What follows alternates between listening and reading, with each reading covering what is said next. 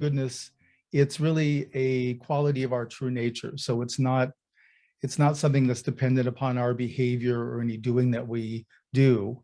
And that's part of what makes it so beneficial to us, is that it is an unconditioned heart radiance from our beingness. And so much of our life we do spend getting, when we get reflected back that we have done something good or we are good, it's based on behavior. So it's a caregiver, teacher, parent, partner who likes what we did and said, great job, you really did a good job here.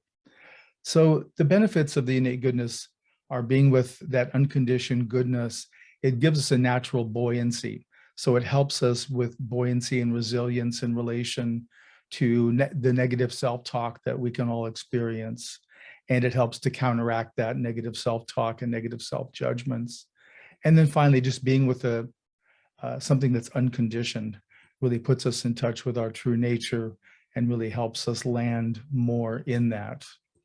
One of the ways to talk about our deeper true nature from the Mahayana Buddhism is talked about Buddha nature. And the Buddha was sometimes referred to as Tathagata, which means thus come, thus gone. I interpret that to mean in the world, but not of the world. So his self-identity, the internal self-referencing of me, was gone, was absent, and he was in touch with the unconditioned qualities as a sense of self, if we could call it that. And the potentiality for that of the Tathagata is called Tathagata Garbha. Garbha means seed. So it's the seed of Buddhahood or seed of realization that we carry in our consciousness. And one question I've been getting on the innate goodness practice is, okay, we have this innate goodness and it's part of our deeper true nature. Then why does bad exist? Why is there evil in the world or bad actions? And really that's a distortion. We all have that purity of true nature in our consciousness, but it gets overlaid by a lot of the negative feedback we get. And if someone is basically not bonded well when they're young, also told that they're bad, worthless, helpless, hopeless, that whole constellation, we all believe it on some level, but the folks that really end up doing a lot of the bad behavior really take it in, let it land, and see themselves that way. And so they get convinced that they're not going to get anything in this world through just being themselves. So they have to really focus on taking what they want rather than working for what they want. And some of those folks even can have it so deeply ingrained that they're bad or evil that there really is a motivation to harm what's good. I have a couple of students that work with prisoners, particularly violent prisoners, and they find they work through this issue and also issues of shame and guilt, but a lot of them are making contact with their innate goodness. So it's very encouraging to me that, again, it's the group that's electing to do the meditation in jail, but the fact is they are making contact and they are shifting away from the real sense of they're worthless. To me, gives a lot of inspiration and hope for those folks. So we're going to be doing innate goodness meditation, which is a quality of our deeper nature. So in doing this meditation, it's a concentration meditation, and that means we're focusing on one meditative object to the exclusion of all other activities. So if we're having thoughts or emotions, memories, a reaction to something happening in our environment, all of that is by choice secondary, and the meditative object is always primary. So we're making that our focus. In this meditation, innate goodness, it's really getting in contact with the natural radiance in our heart area. Again, it's not dependent on any behavior or any doing. It's an unconditioned heart radiance. So if you're a visual meditator, you would visualize either yourself at this age or a young age, sometime when you can make really good contact with innate goodness, that kind of childlike joy that children can have. The other common way to get in contact with innate goodness is remembering holding a newborn baby. They're at an age where they can't really do anything to charm us or entertain us, and yet their beingness has a way of touching us. So that's a good way to make contact with innate goodness. Other people use animals, pets, puppies, animals they've seen in the zoo, just any being that exudes that innate goodness is what you want to make contact with if you're a visual meditator. If you're not a visual meditator, then you're more of a felt sense meditator. So in that instance, you remember the contact with that baby, with yourself, with that animal, and you remember what it felt like to be in their proximity, to be holding them, petting them, near them. And both of those, whether visual or felt sense, we let it land in our heart. So in our heart, we're being close with that quality, with that image or that felt sense of that being. And as we're with that, the innate goodness will begin to or can arise. And that really has a range of what it feels like. For some people, it's something as simple as a warmth or an okayness.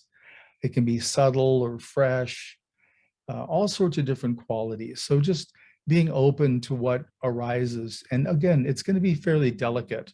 So we're looking for something that's delicate, but yet has a substantiality because it is unconditioned. It's not conditioned on behavior or anything that we're doing or performing.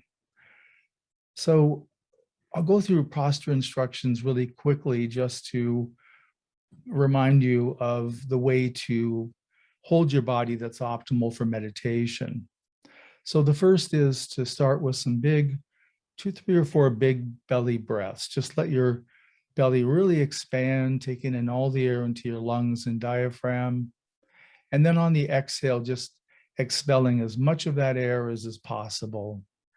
And that helps us both get really good oxygen to start the meditation and helps ground us in our body. And while you're doing that, just let yourself feel your feet on the floor, feel the support of the building you're in, holding you, and the earth beneath, holding all of us in this moment. You normally want your knees to be a little lower than your hips. That gives us a natural tilt to our pelvis. That allows for a natural curve in our spine, even though we're sitting upright. If you wish, you can rock a little to the left and right, just checking to make sure your weight is evenly distributed. Remember to relax your shoulders. We hold a lot of tension in our shoulders. I like to imagine my shoulder blades are melting down my back, which just gives me a really nice sense of relaxation there. It also affords us an open chest where we can take some good breaths as we do the meditation. Our neck's another place we hold tension, so you can rotate your head ever so slightly to ensure there's no muscle tightness in your neck. Our head will rest naturally on our neck, our face in a flat plane perpendicular to the floor, and then tuck the chin in ever so slightly. If the chin is up too much, it promotes thought and daydream. If it's tucked down too much, then that promotes sleep. So we're going to have just a little bit down. We'll have our eyes closed. We're not using our eyes in this meditation, so they can be looking forward, but relaxed in their sockets.